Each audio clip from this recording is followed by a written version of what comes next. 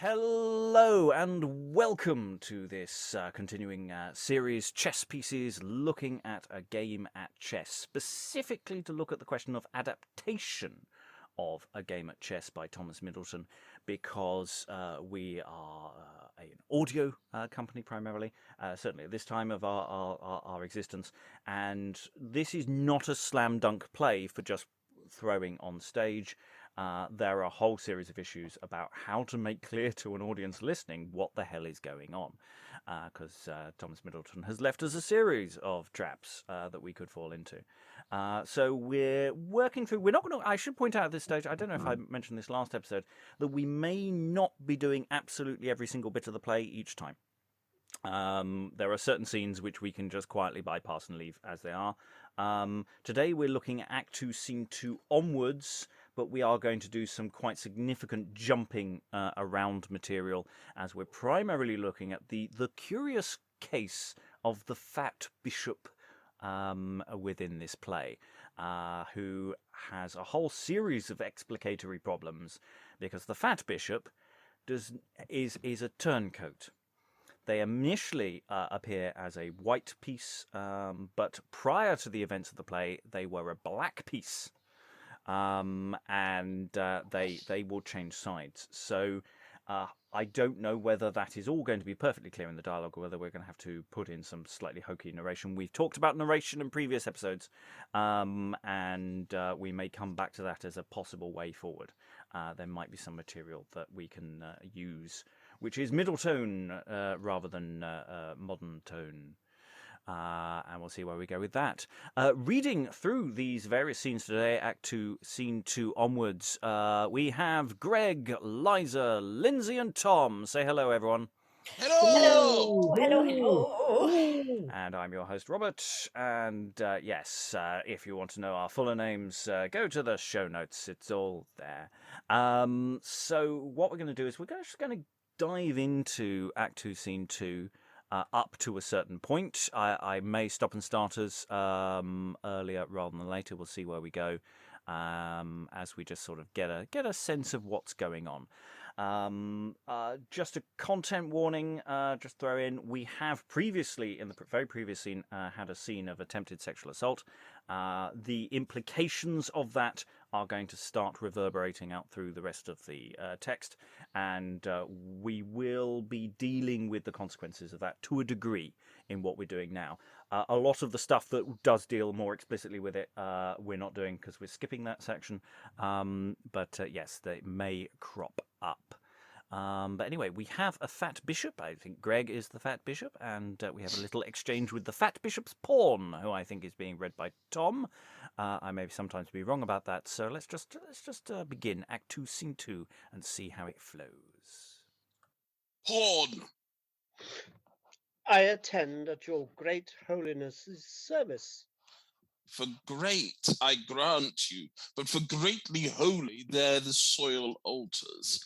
Fat cathedral bodies have very often but lean little souls, much like the lady in the lobster's head, a great deal of shell and garbage of all colours. But the pure part that should take wings and mount is at a last gasp, as if a man should gape, and from his huge bulk let forth a butterfly, like those big-bellied mountains which the poet delivers, that are brought to bed with mouse flesh. Are my books printed, Pawn? My last invective against the Black House? Ready for publication, for I saw perfect books this morning, sir. Fetch me a few, for which I will instantly distribute amongst the White House. With all speed, sir. And exit the fat bishop's pawn. I'm just going to pause there, because again, we have this question of introducing this character. Again, there's part of me wondering whether there's just that element of the invective against the Black House is quite an important piece of information to get to really quickly. And I wonder if there's a way of getting to it quicker. We do get a very nice oral sort of portrait of what this person looks like, probably from his own dialogue there. Though again, it's not necessarily immediately clear without the physical practicality of a large actor or saying the dialogue. Any thoughts in the room on that? You know, this is our first introduction to this particular character. Lynsey. Yeah, I mean, I'm loath to kind of suggest cuts, especially of passages full of interesting language that I don't quite understand at first glance. But if you were looking for a cut, you could just go straight to "Are my books printed?" porn once the porn comes on. It's not so much whether we're looking for cuts, it's just whether, at the beginning of a scene, whether it's clear who these people are and what they're doing. And that bit at the end of that little bit is you're right, is much clearer. And maybe that's just a moving things around a little bit, because he could respond, fetch me a few which I will instantly distribute amongst the White House, or I attend at your great holiness service, and then the fat bishop could expound his earlier speech there, so you could move it around. You're right. I mean, this is late Middleton as well, because Middleton is very close to being late Middleton, yeah, there's a lot of really nice stuff there, but At this point, yes. Well, the lobsters bit completely threw me. Yeah.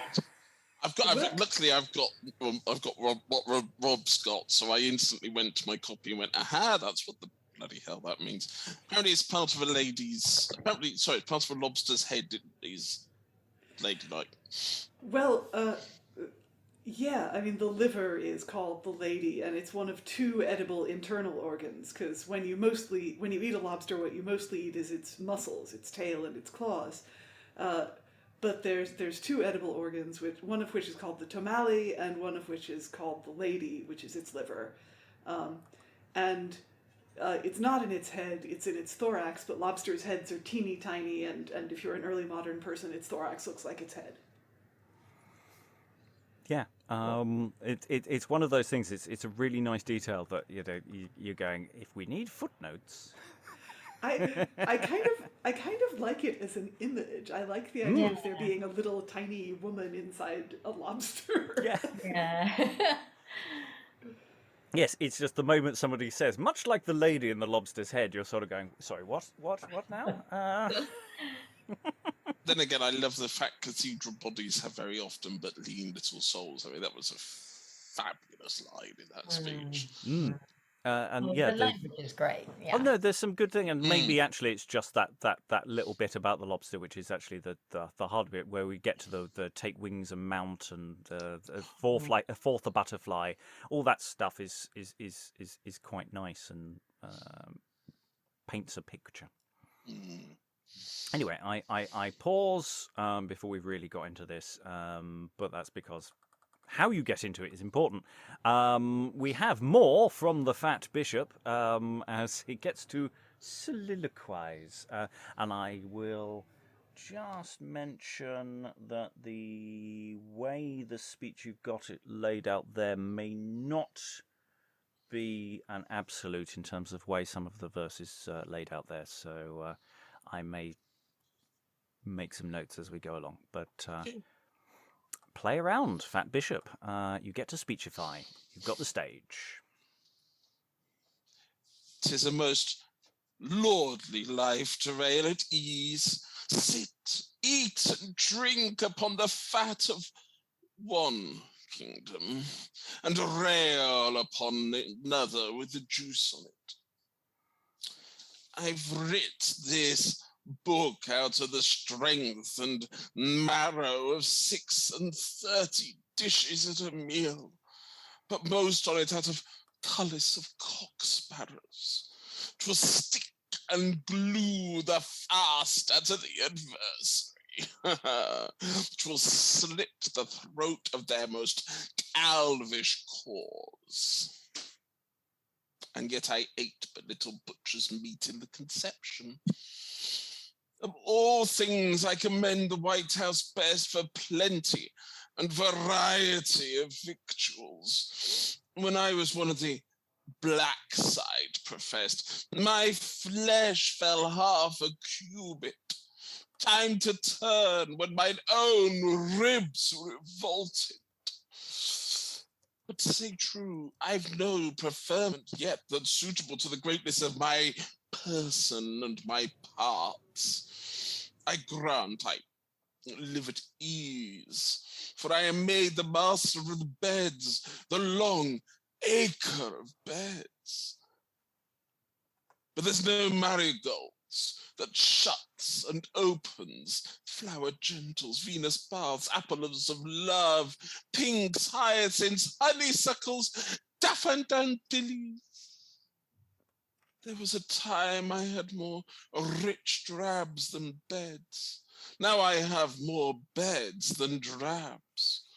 Yet there's no eminent trader deals in wholesale, but she and I have clapped a bargain up, letting at Watergate, for which I've racked my tenants' purse strings, and they twang again. Okay, I'm just going to pause on that speech because we can, before some other people re-enter. There's some textual variations there as to there are certain bits that are in different versions. So all the stuff about cock sparrows sort of is an extension of some of the stuff. So yeah, we've got this explicit mention that he, when I was of one of the black side professed, I kind of want to make sure he explicitly makes it clear that I am now one of the White House. Just to make that clear, that might need to be an interpolated line that we put in. I almost, because I don't know if it's just the way you're doing it, Greg, but there is something like, coming on, just goes, do you like my new cloak? It's fab. Look, it's lovely and white. There's something there, I think. Any thoughts about what the Fat Bishop is doing here and expressing? Everyone, that sense of his role now, master of the beds.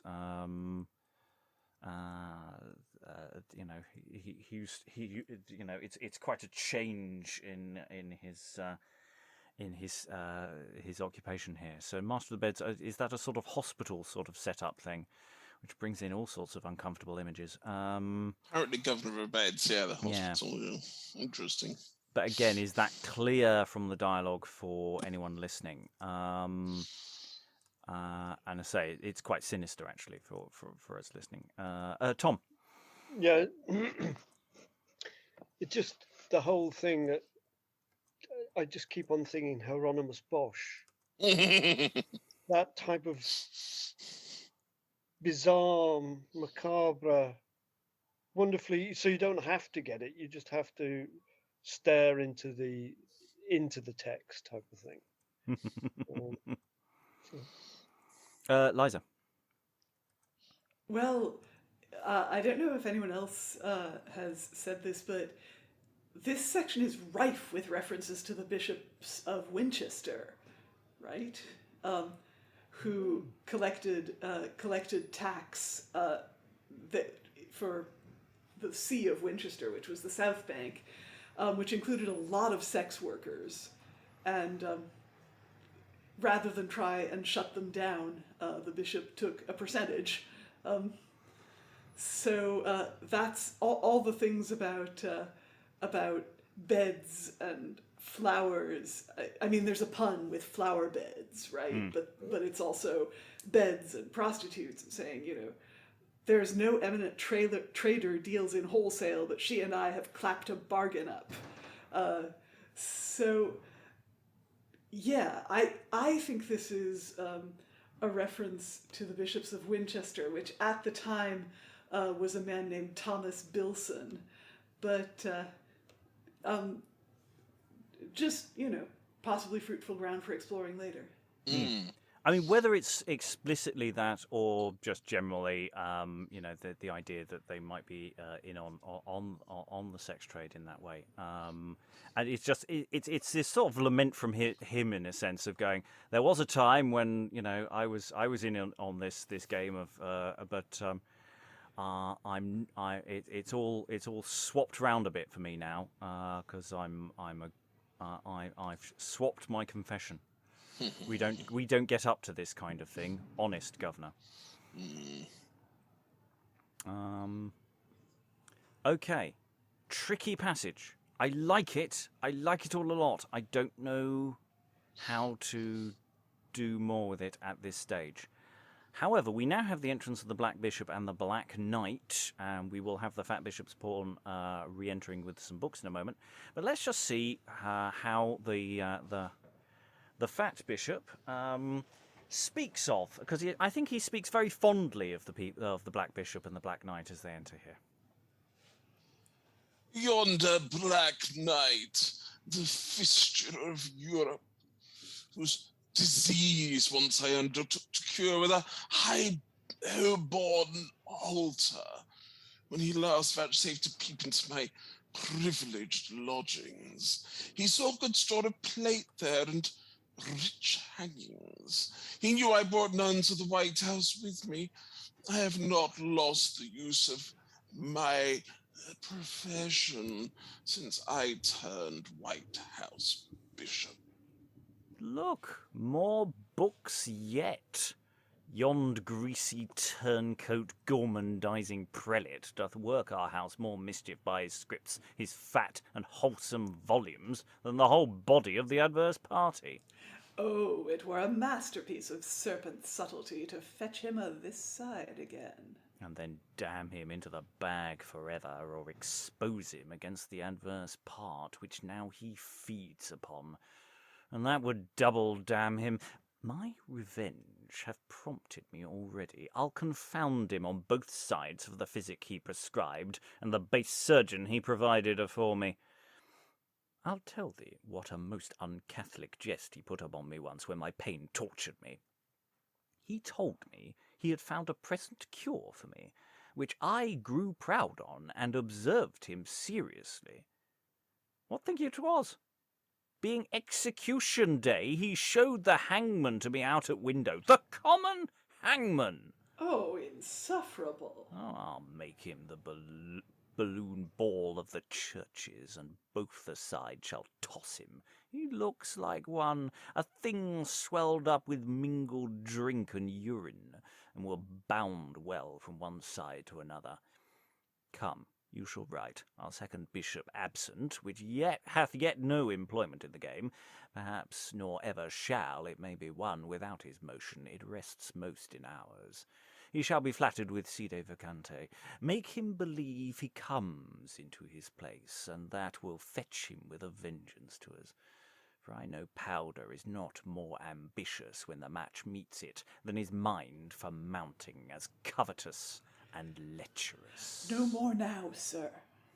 And indeed we can't have any more, because a cast of thousands enters and other business occurs. There's a lot here that's really nice and clear as well. And I don't know if it solves the problems of earlier, but it might be a case of actually we can just let the scene play with a few maybe minor tweaks to hint at clarity, and then actually let this exchange with the Black Knight and the Black Bishop just do the work. Hopefully by this point the listener is in tune. I don't know how that people felt about that, because it felt like that was filling in a lot of stuff, and also very nicely playing the other side of the story that the Fat Bishop put in. Thoughts on the room there? It is odd. Middleton just seems to do exposition backwards. He lets a scene happen, and you're sort of just thrown into the middle of it, and then slowly people unearth it. And it's not a bad technique, but if it's on stage, I don't think it's a problem. I just worry about it losing an audience who don't have the visual signifiers to hang their hat on. Costume is really helpful for this play. Really helpful for telling us who people are. Thoughts? No thoughts? Liza? Well, we get two versions of an anecdote: the bishops and the Black Knights, the versions of the same story. And the gist of the story is that the Black Knight came inside the bishop's palace. If this is a Bishop of Winchester reference, they had a very nice palace, the ruins of which you can still see on Clink Street in Southwark. Got a very nice rose window in it, and the bishop says that the Black Knight saw inside his palace and saw that he had lots of nice plate and rich tapestries, and he knew that he didn't have these things when he came over from the white side, so he must have made the money to have these nice things during his tenure as White Bishop. And now that the Black Knight knows that, the bishop has threatened to expose something about him that will get him hanged. And the knight, so from the knight we learn that he came to the bishop genuinely hoping for a cure for his pain. Maybe he has a fistula. A fistula was mentioned earlier in connection with him. And it would fit with Thomas Middleton's sense of humor to have him like walking around with an extremely sore arse, wouldn't it? Anyway, he comes in. He says, my pain tortured me. He told me he'd found a present cure for me, and I got all excited about it. And he pointed out the window. And he was like, "Gallows, yeah, that'll cure you." I got the impression it was a sexually transmitted disease rather than a fistula. Well, fair enough. Because of the hangman thing is, when you get hanged, the blood Yes, flow. Rob, what happens when you get hanged? According to Waiting for Godot, you get an erection. As I've been in Waiting for Godot, I remember this well. I'm not saying this is true. I'm just saying this is... How do you know you're not still in Waiting for Godot right now? Frankly, it seems like that most days. The only other thing to point out is I love the phrase where the Black Knight threatens to make the fat bishop the balloon ball of the churches. At this time, they didn't have rubber, so a balloon was made of a bladder, usually a pig's bladder. Bladders, as we all know, are very elastic. They can hold a lot of either liquid or air, but so the whole thing about swelled up with mingled drink and urine is because they know a balloon is a bladder. Yeah. Again, in my mind, I was just thinking more of a sort of slightly more demonic piñata. And all the children can hit him. It's sort of like a water balloon, but the stakes are a bit higher. Yeah. Yes, you don't want to be the one to puncture it for all the drink and urine to come out. And again, the thing is, even if the audience doesn't quite get all of the things there or the specificity of some of those references, they're getting the gist. I mean, there's little love lost between these two characters. I think that's the important thing. Yonder Black Knight, the fistula of Europe. I don't think that's a specific disease. I think that's just what he thinks of him. As a big, huge polyp on the arse of Europe. Yes, basically. And that seems reasonable enough. To me, I think that seems yeah. I'd like to read that scene again. Actually, I would like to ask Lynsey, could you read the Black Knight for me this time? Because you don't have anything to say at this stage, and I'd quite like to hear those words. Yeah, and just enjoy it, and let's just see, now that we've talked it through, whether it's all landing more and it's coming in, and whether I can think of other potential ways of dancing through this text for show. So, no stage directions. Take it away from the top, please. Horn! I attend at your great holiness's service. For great I grant you, but for greatly holy there the soil alters. Fat cathedral bodies are very often, but lean little souls, much like the lady on the lobster's head. Great deal of shell and garbage of all colours. For the pure part that should take wings and mount is at last gasped, as if a man should gape and from his huge bulk let forth a butterfly. Ah, like those big-bellied mountains which the poet delivers that are brought to bed with mouse flesh. Are my books printed porn? My last invective against the Black House. Ready for publication. For I saw perfect books this morning, sir. Fetch me a few, which I will instantly distribute amongst the White House. With all speed, sir. 'Tis a most lordly life to rail at ease, sit and drink upon the fat of one kingdom, and rail upon another with the juice of it.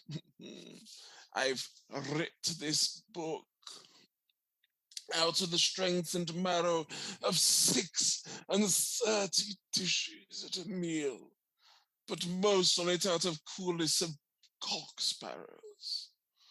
'Twill stick and glue the faster to the adversary. 'Twill split the throat of their most calvish cause. And yet I ate but little butcher's meat in the conception. Of all things I commend the White House, but for plenty and variety of victuals. When I was but one of the black side professed, my flesh fell half a cubit. Time to turn when mine own ribs revolted. But to say true, I've no preferment yet that's suitable to the greatness of the person and my parts. I grant I live at ease, for I am made the master of the beds, the long acre of the beds. But there's no marigolds that shut and opens, flower gentles, Venus bards, apples of love, pinks, hyacinths, honeysuckles, daffodillies. There was a time I had much more drabs than beds. Now I have more beds than drabs. Yet there's no eminent trade deals in wholesale, but she and I have clapped a bargain up. Let it at Watergate, for which I've racked my tenants' purse strings, which they've twanged again. Yonder black night, the fistula of Europe, whose disease once I undertook to cure with a high hole-born halter, when he last vouchsafed to peep into my privileged lodgings. He saw a great good store of plate there and rich hangings. He knew I brought none to the White House with me. I have not lost the use of my profession since I turned White House bishop. Look, more books yet. Yon greasy turncoat, gormandizing prelate doth work our house more mischief by his scripts, his fat and fulsome volumes, than the whole body of the adverse party. Oh, it were a masterpiece of serpent subtlety to fetch him on this side again. And then damn him into the bag forever, or expose him against the adverse part, which now he feeds upon, and that would double damn him. My revenge hath prompted me already. I'll confound him on both sides for the physic he prescribed and the base surgeon he provided for me. I'll tell thee what a most uncatholic jest he put upon me once, when my pain tortured me. He told me he'd found a present cure for me, which I grew proud on, and observed him seriously. And what think you 'twas? Being execution day, he showed the hangman to me out at window, the common hangman. Oh, insufferable. I'll make him the balloon bowl of the churches, and both the sides shall toss him. He looks like one, a thing swelled up with mingled drink and urine, and will bound well from one side to another. Come, you shall write, our second bishop absent, which hath yet no employment in the game, perhaps nor ever shall, it may be won without his motion, it rests most in ours. He shall be flattered with sede vacante. Make him believe he comes into his place, and that will fetch him with a vengeance to us. For I know powder is not more ambitious when the match meets it than his mind for mounting, as covetous and lecherous. No more now, sir. Indeed, because lots of people enter. Yeah, there's this whole thing about our second bishop absent, sort of intricate plot stuff, which I'm not 100% certain is necessary to be telling us about. It feels like you're telling us the minutiae of some of your plotting, whereas actually, I don't know we need to know that.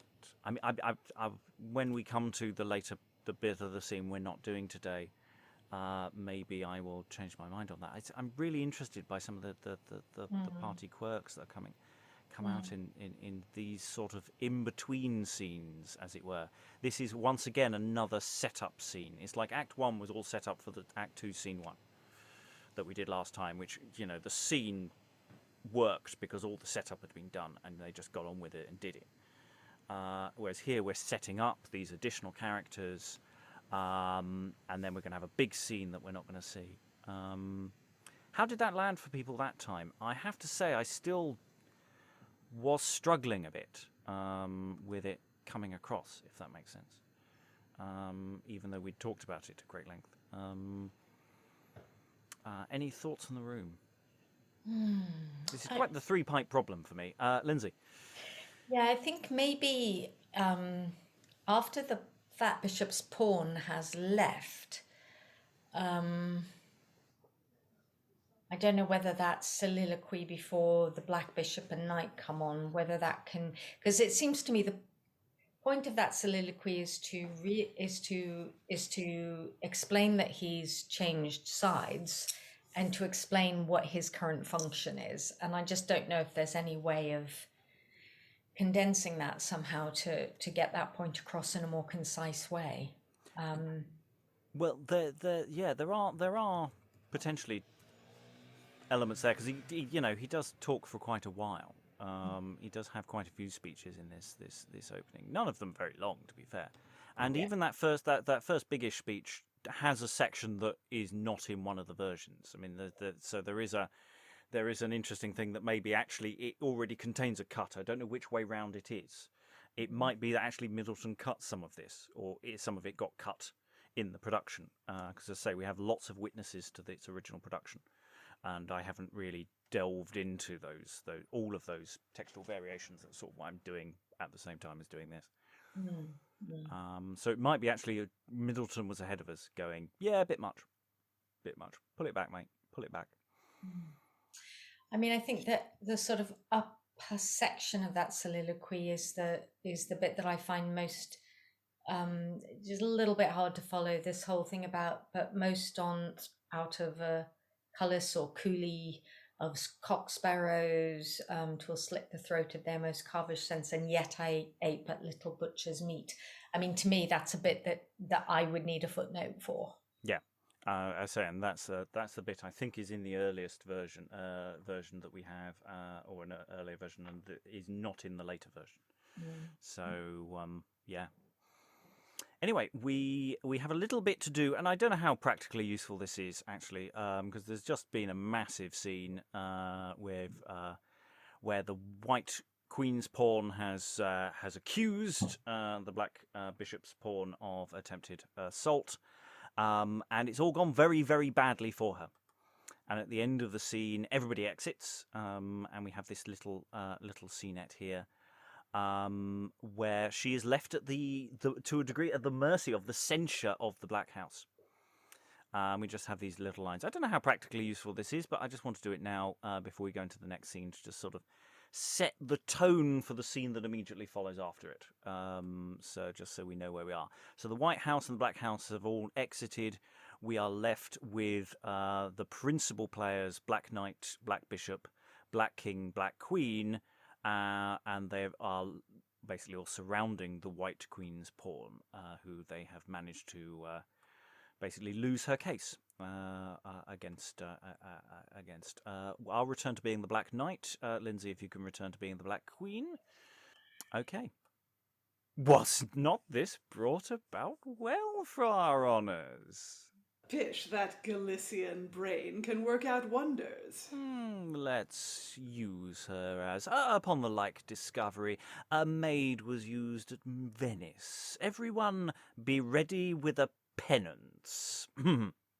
Begin, Majesty. Vessel of foolish scandal, take thy freight. Had there been in that cabinet of niceness half the virginities of the earth locked up, and all swept at one cast by the dexterity of a Jesuitical gamester, had not valued the least part of that general worth, thou hast tainted. First, I enjoin thee to a 3 days fast fort. You're too penurious, sir. I'll make it 4. I to a 12 hours kneeling at one time. And in a room filled all with Aretine's pictures, more than the twice 12 labours of luxury, thou shalt not see so much as the chaste pommel of Lucrece dagger peeping. Nay, I'll punish thee for a discoverer. I'll torment thy modesty. After the 4 days' fast, the Inquisition House strengthened with bread and water for worse penance. Well, why, well said, Duke of our house, nobly aggravated. I don't think I've given out a White Queen's pawn, have I? Lynsey, be a White Queen's pawn. Virtue, to show her influence more strong, fits me with patience mightier than my wrong. And they exit. So so we basically have all these people gathering together to have a go, and the White Queen's pawn, just takes it quite nobly at the end there. There are no specific, structural issues with this. I think it's very clear what's going on and what follows after the scene. But I just wanted to leave that there so that we know where we are for when we do the next scene, which is the more important thing to do. Any little thoughts on that, though? It's a nasty little bit of business. The whole scene that we'll look at separately is a particularly triggering one in many ways, because it is all about an accuser not being believed. Liza. Yeah, it is quite terrible. It's that, and that she's not believed, but also there's realpolitik involved, that they can't impugn the reputation of this powerful guy that she accused. And we saw that a couple of years ago with the Me Too movement, that there were people who were too important to fail. But leaving that aside, I can provide a footnote. Wouldn't you like to hear a footnote? Go for it. So the Black Bishop, who was the attempted rapist, right? Am I remembering that right? A Black Bishop's pawn. That's right, the Black Bishop's pawn. Okay, so the Black Bishop sentences her to 12 hours kneeling at one time, which was a common form of mortification of the flesh, often done by nuns. And if you kneel for 12 hours at a time on a stone floor, it really, really hurts. But the Black Knight says that she has to kneel, and again, also there's like a body connotation to kneeling also. But so the Black Knight says that this has to take place in a room filled all with Aretine's pictures. more than the twice 12 labors of luxury. By luxury, they mean lechery at this point, because Aretine was not the artist. He, in fact, wrote a cycle of, I think, 12, maybe more, sonnets called Sonetti Lussuriosi, which were basically Italian verse pornography, and they were to go with some incredibly naughty engravings by, let's see, I looked up the name of the artist. It was Marcantonio Raimondi. Yeah, it was basically engravings of a bunch of sexual positions with sonnets written about them. And he says that in order to punish her for being modest, she has to kneel in this room essentially plastered with porn. And she can't even see an example of, for example, Lucrece, who killed herself rather than live with a defied reputation. So no chastity in this room. And and then she has to go to the Inquisition House to experience even worse horrors. I sure hope she finds a way out of this. Well, yes. Though in many ways, when we return to her story, it just gets weird. But I think that's something we'll worry about another day. So that's where we've left the play at the end of Act 2. That's where we were. We've had this. We've introduced the Fat Bishop. Fat Bishop has done some activity in the scene we haven't done, but we're going to return to the question of the Fat Bishop, as it were, in this opening of Act 3, Scene 1.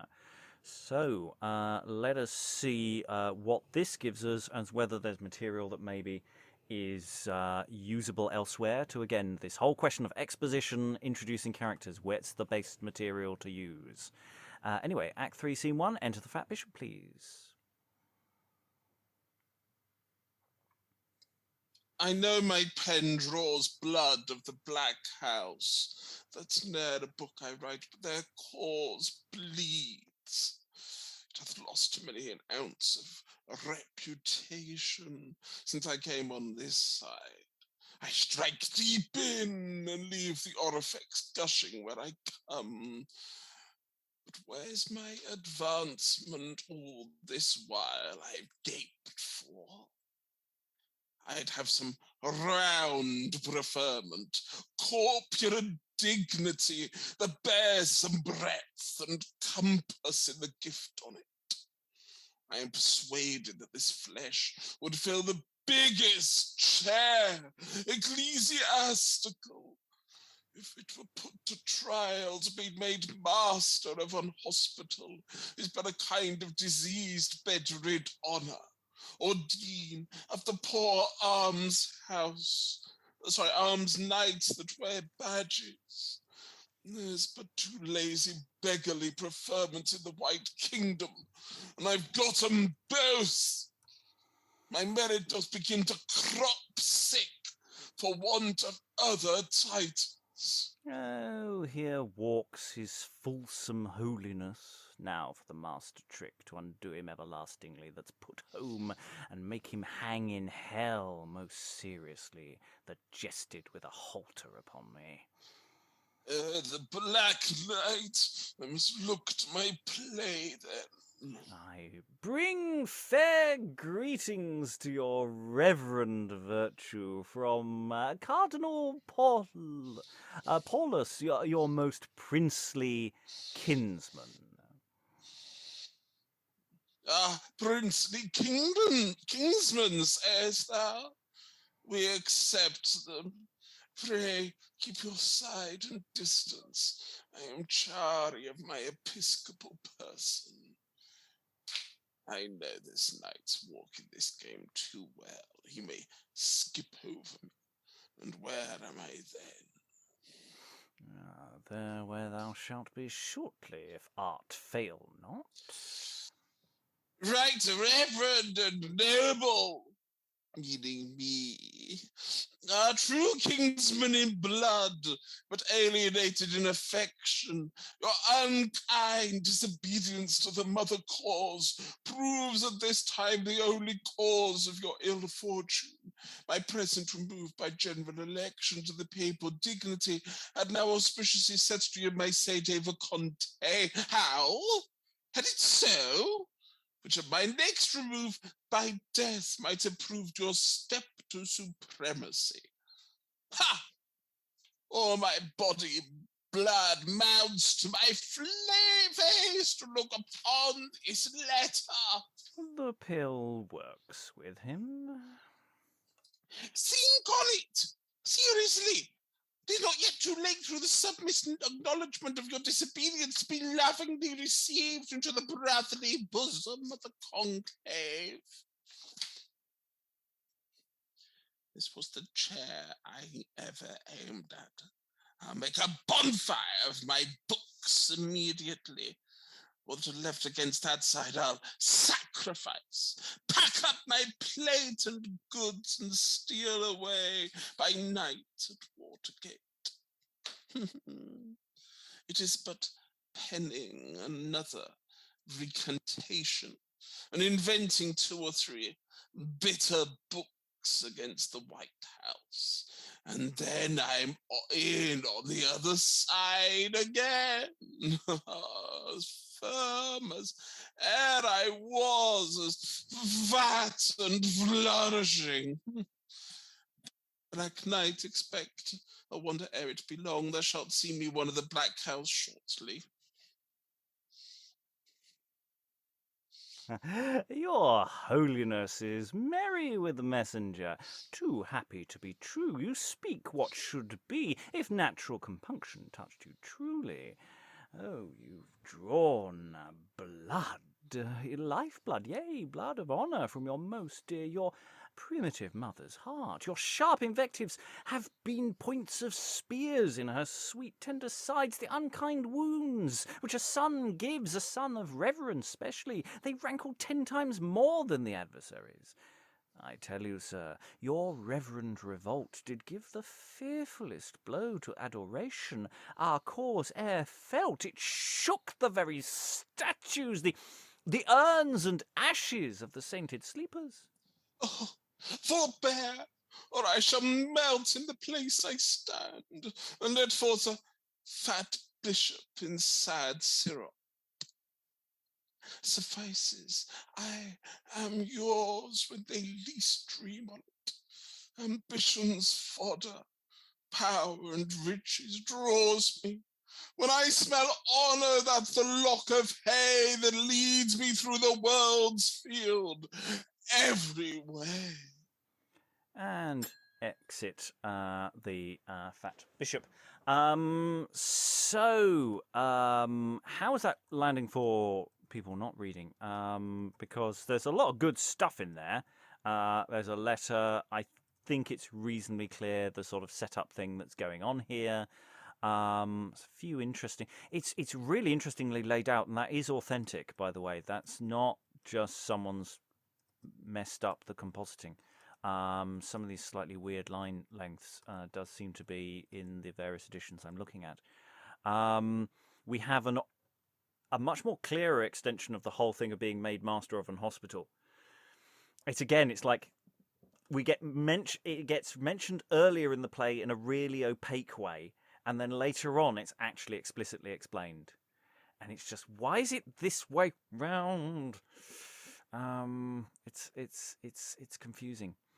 And then we have a very straightforward thing of this trick with the letter. Yes, Black Knight sort of working his enemy into his clutches.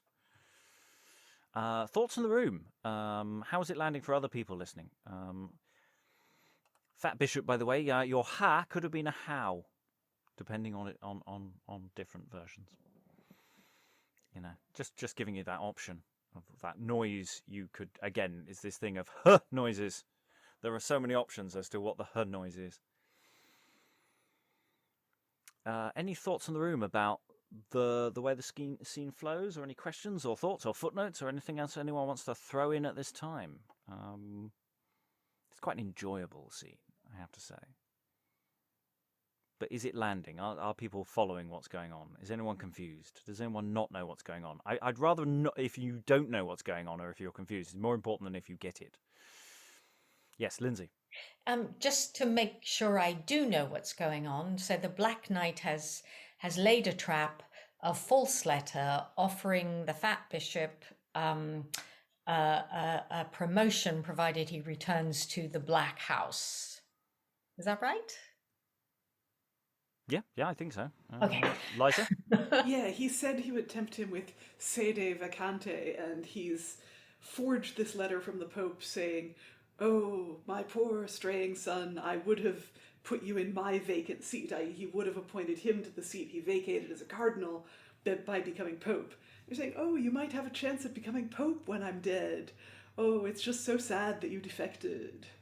And the fat bishop has been complaining that there are no good, there are no offices he can be appointed to that generate a revenue stream to keep him in his luxurious style. That the white church has,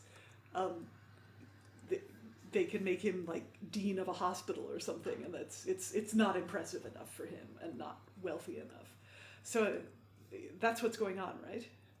Yes, he is quite bitter about the fact that it is like people who defect. They defect to this the other side, and then they get put in a rather crummy little boarding house somewhere on 50 quid a week, and it's not the glamour that they were promised, and the when they've crossed the other side. It's cold and it's miserable, and he's nobody trusts him. That's the other thing that thing about defectors is, of course, nobody trusts you because you change sides. So he's probably not very popular either. Nobody probably likes him. Liza, did you want to say something? You were unmuted briefly a while ago. Oh yeah, just that. This is all.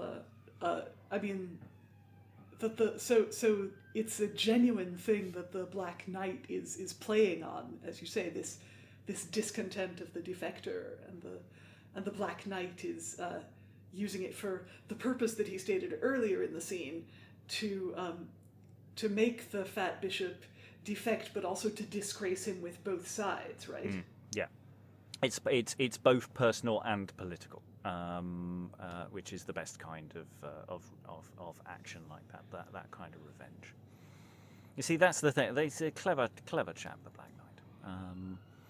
Right, let us go on, because we're going to come to something we touched on yesterday, as it were.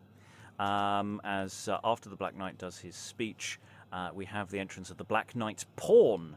And we will have a little play with that, and we'll swap some parts around after we've played around with it initially, but we'll go with it as it is for the moment. So, oh good, it's me talking for a lot. Oh well, never mind. Here's a sweet paunch to propagate belief on, like the foundation of a chapel laid upon a quagmire. I may number him now amongst my inferior policies, and not shame him. But let me a little solace my designs with the remembrance of some brave ones past, to cherish the futurity of project, whose motion must be restless till that great work called the possession of the earth be ours. Was it not I procured a gallant fleet from the White Kingdom to secure our coasts against the infidel pirate, under pretext of more necessitous expedition, who made the jails fly open without miracle, and let the locusts out, those dangerous flies, whose property is to burn corn with touching? The heretics' granaries feel it to this hour, and now they've got amongst the country crops they stick so fast to the converted ears, the loudest tempest that authority rouses will hardly shake 'em off. They have their dens in ladies' couches, their safe groves and fens. Nay, they were followed and found out by the scent. Palm oil will make a pursuivant relent. Whose policy was to put a silenced muzzle on all the barking tonguemen of the time? Made pictures that were dumb enough before poor sufferers in that politic restraint. My light spleen skips and shakes my ribs to think on't, whilst our drifts walk uncensured, but in thought a whistle or a whisper would be questioned. In the most fortunate angle of the world, the court hath held the city by the horns, whilst I have milked her. I've got good sops, too, from country ladies for their vanities, from some for their most vainly hoped preferments, high offices in the air. I should not live but for this smellarium, this mirth manner. Ah, my pawn! How now, the news? Expect none very pleasing that come, sir, of my bringing. I'm for sad things. Thy conscience is so tender-hoofed of late, every nail pricks it. This may prick yours, too, if there be any quick flesh in a yard on't. Mine? Mischief must find a deep nail, and a driver beyond the strength of any Machiavel. The politic kingdom's fattened to reach mine. Prithee, compunction needle-pricked, a little unbind this sore wound. Sir, your plot's discovered. Which of the 20,900 fourscore and 5? Canst tell? Bless us, so many. How do poor countrymen have but one plot to keep a cow on, yet in law for that? You cannot know 'em all sure by their names, sir. Yes, were their numbers trebled. Thou hast seen a globe stand on the table in my closet. A thing, sir, full of countries and hard words. True, with lines drawn, some tropical, some oblique. I scarce can read. I was brought up in blindness. Such a thing, if e'er my skull be opened, will my brains look like. Like a globe of countries. Aye, and some master politician that has sharp state eyes will go near to prick out the plots, and every climate where they fastened 'twill puzzle 'em too. I'm of your mind for that, sir. They'll find 'em to fall thick upon some countries. They had need use spectacles. But I turn to you now. What plot is that discovered? Your last brat, sir, begot twixt the Black Bishop and yourself, your antedated letters about the Jesuit. Discovered? How? The White Knight's policy hath outstripped yours, joined with the assistant counsel of his duke. The White Bishop's pawn undertook the journey, who, as they say, discharged it like a flight. Aye, made him for the business fit and light. 'Tis but a bawdy pawn out of the way. Enough of them in all parts. At which point a lot of people enter as there's a complication in the plot. So, Black Knight's pawn, otherwise known in this scene as feedline. Comic feed for the Black Knight's Mind Palace description. Basically, isn't it?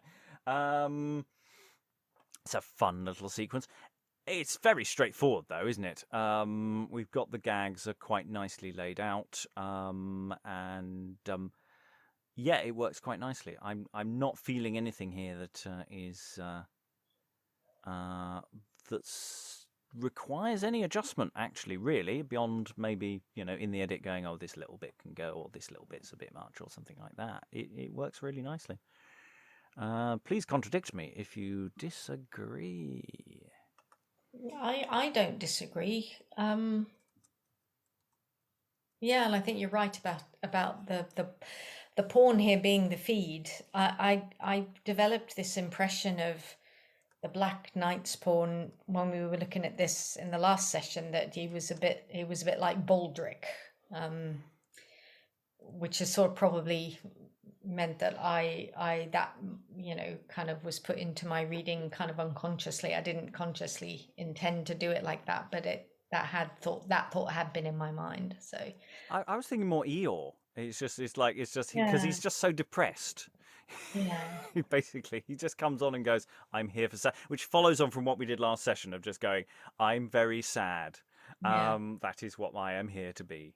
I am a Yeah. sad person. Sad, Well, sad." well, I did like how I did like Lynsey's reading in that she was very earthed and very prosaic, and it contrasted very nicely with all the flights of poetry and metaphor that the Black Knight was doing. Mm. I do like the metaphor of his brains looking like a globe. Mm. And I'm pretty sure Middleton's use of the word countries there is not innocent. I mean, actually, we haven't really gone into it very much, but the number of double entendres in this, it's just unrelenting. I mean, the fat bishop, actually, we haven't gone into it. He's almost just constantly just talking in innuendo. Everything is an innuendo as far as I can see. I haven't found anything that isn't an innuendo from the fat bishop at any particular point.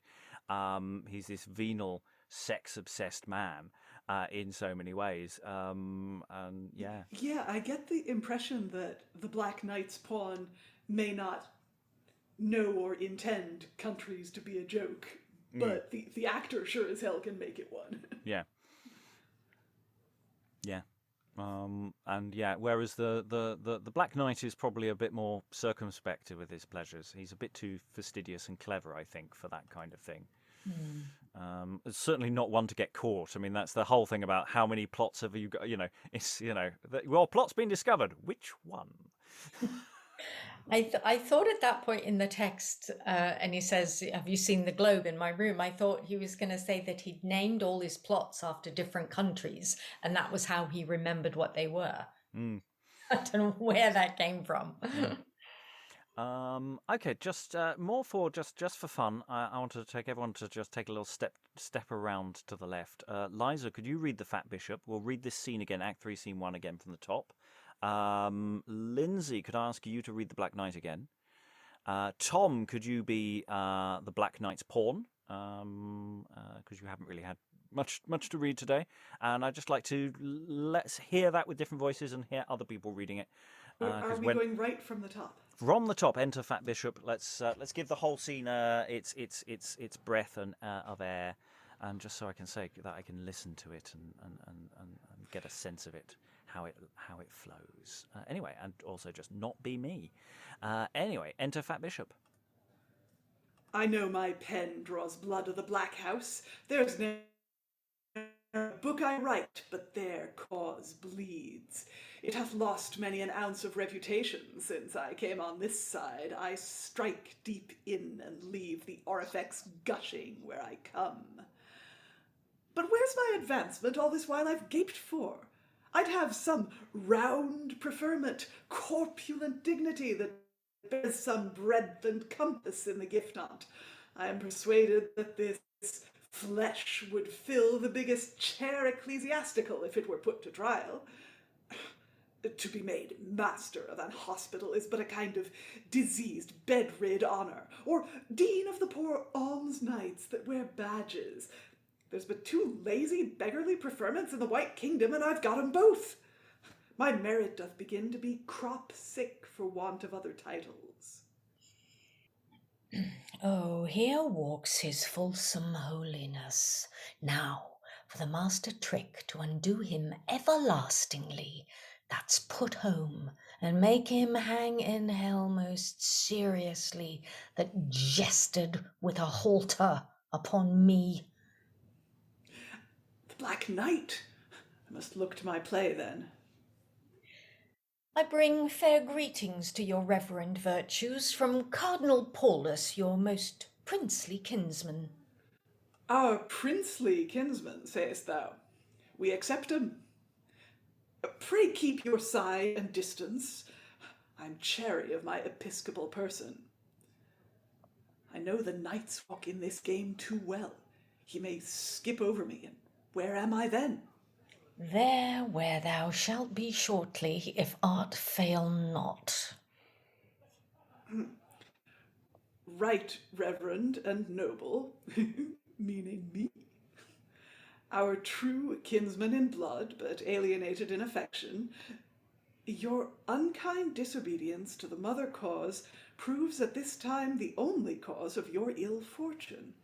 My present remove by general election to the papal dignity had now auspiciously settled you in my sede vacante. How had it so? Which at my next remove by death might have proved your step to supremacy. Ah, all my body's blood mounts to my face to look upon this letter. The pill works with him. Think on it seriously. It is not yet too late, through the submiss acknowledgment of your disobedience to be lovingly received into the brotherly bosom of the conclave. This was the chair of ease I ever aimed at. I'll make a bonfire of my books immediately. All that are left against that side I'll sacrifice, pack up my plate and goods, and steal away by night at Watergate. It is but penning another recantation and inventing 2 or 3 bitter books against the White House, and then I'm in on the other side again, as firm as e'er I was, as fat and flourishing. Black Knight, expect a wonder ere't be long. Thou shalt see me one of the Black House shortly. Your holiness is merry with the messenger, too happy to be true. You speak what should be, if natural compunction touched you truly. Oh, you've drawn blood, lifeblood, yea, blood of honour, from your most dear, your primitive mother's heart. Your sharp invectives have been points of spears in her sweet, tender sides, the unkind wounds which a son gives, a son of reverence specially. They rankle 10 times more than the adversaries. I tell you, sir, your reverend revolt did give the fearfulst blow to adoration our cause e'er felt. It shook the very statues, the urns and ashes of the sainted sleepers. Forbear, or I shall melt in the place I stand, and let forth a fat bishop in sad syrup. Sufficeth I am yours when they least dream on't. Ambition's fodder, power, and riches draws me. When I smell honour, that's the lock of hay that leads me through the world's field every way. Here's a sweet paunch to propagate belief on, like the foundation of a chapel laid upon a quagmire. I may number him now amongst my inferior policies and not shame 'em.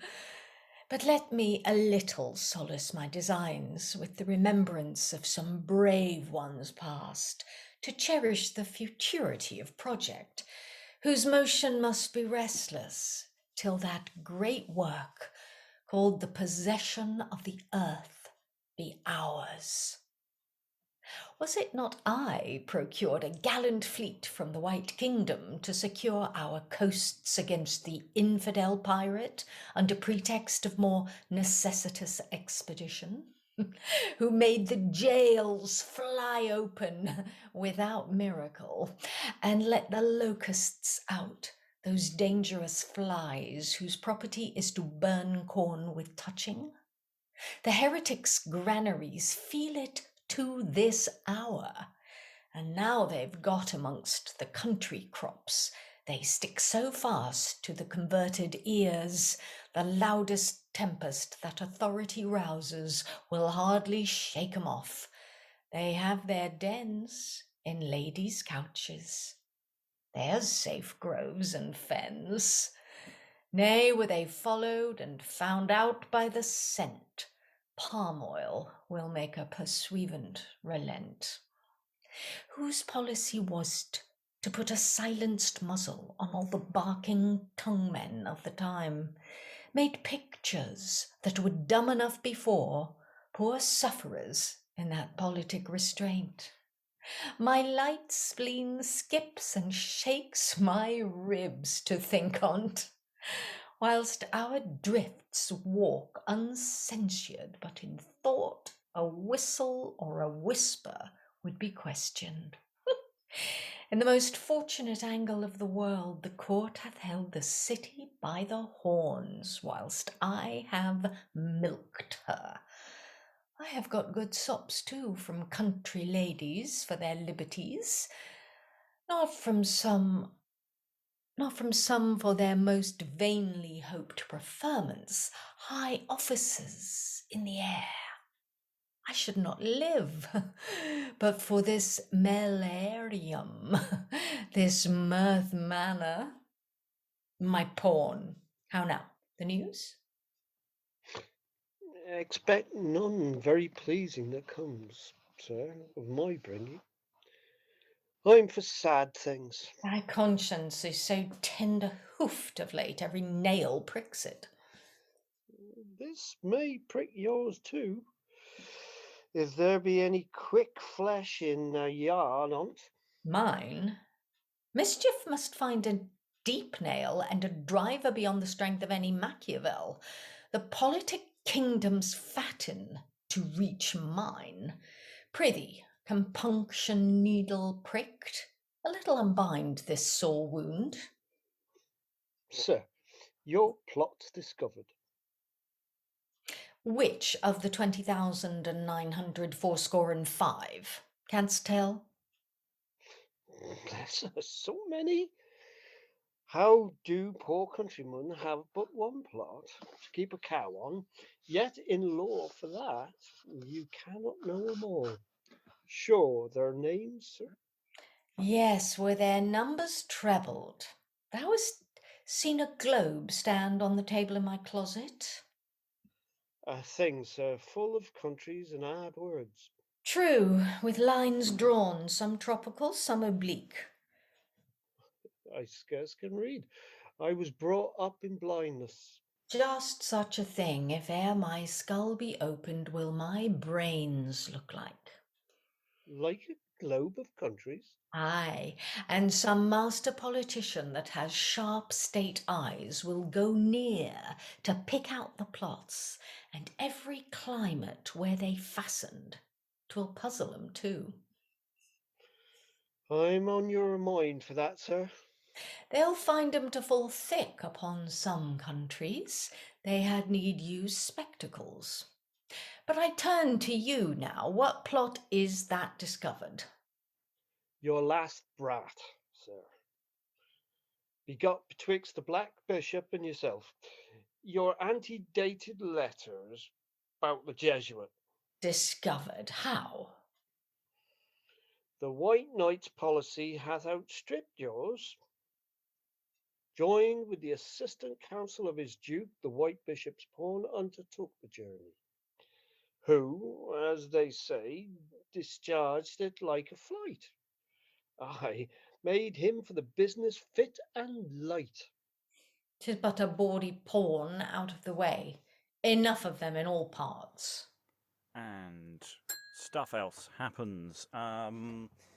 Yeah, there's some. I'd forgotten to talk about last time. The Black Knight, the making it clear what the Black House's intentions are, is to take over the world. I mean, it's very sort of Bond supervillain statement Yes. there, isn't it? Yes. It really does feel like he's in charge of Spectre.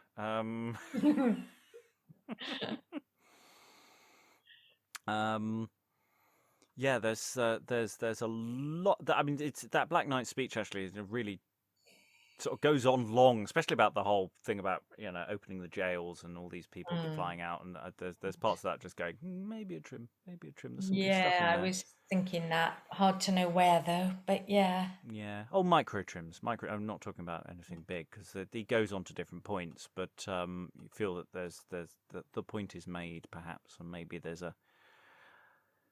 element that doesn't quite land for today. But hey, again, that's more a question for the edit. So we've covered all the elements. This is a much more straightforward thing. I'm definitely looking at the opening of Act 3, Scene 1. The Fat Bishop's speech there explicates so much better than the Fat Bishop's does at his first entrance in Act 2. And I'm wondering if actually there's a bit of switcheroo for a few bits here that might work. I don't know if it will, but I'm starting to think that this is actually a better introduction to the Fat Bishop here than actually we have earlier. Just to get that in there. But in a sense, the relationship is very clear. The Fat Bishop and the Black Knight don't like each other. That is straightforward. That is a thing for an audience to hang their hat on. Okay. Any final thoughts from people in the room about what we've done today?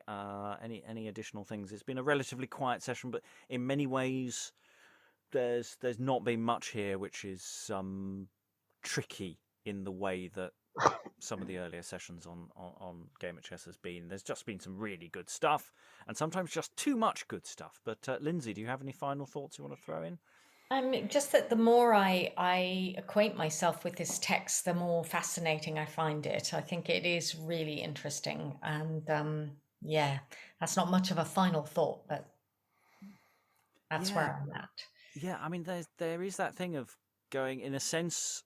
What I've got in my mind is that there will be lots of different versions of this play.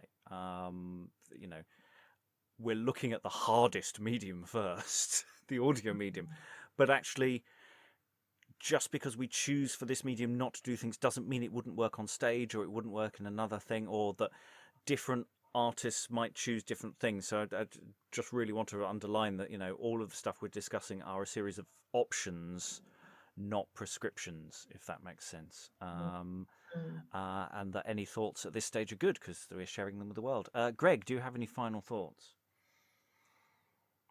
I agree with Lynsey. I mean, I've always been fascinated by this play, but yeah, really incredible. And I adore the Fat Bishop. I mean,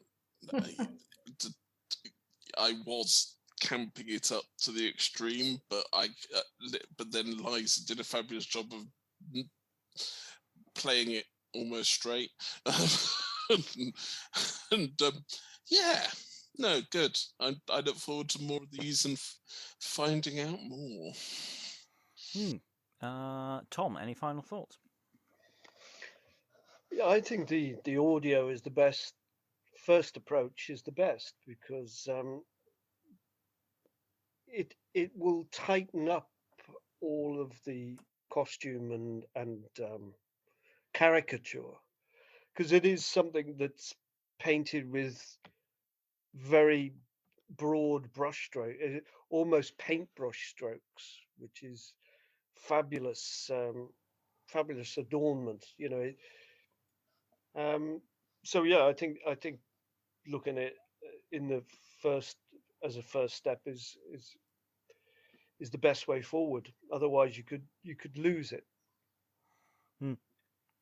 And it's giving us a chance to just start picking away at those details and those footnotes and those things that when you've got a budget and a cast of thousands, you want to apply accurately. You don't want to just throw things around higgledy-piggledy. Liza, any final thoughts? Well, yeah, I mean, we've been looking at the question of how or whether this can work as an audio drama. I'm also sort of wondering, could it work at all, given the topical stuff and the amount of anti-Catholic stuff that occurs? I'm just, posing the question, and it would be interesting to try language, and it would be interesting to try and find a way that it could work as theater.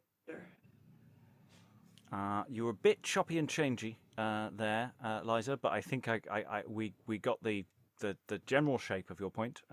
Yes, we haven't delved into the the context of what this play is doing and the various because it's got stuff which is incredibly relevant and incredibly today and incredibly alive, and we've got stuff that is just not. And is really tricky to work with, and to a degree, that's one of the questions. The responses from the audience of this stage actually is thoughts from our wonderful listeners at home.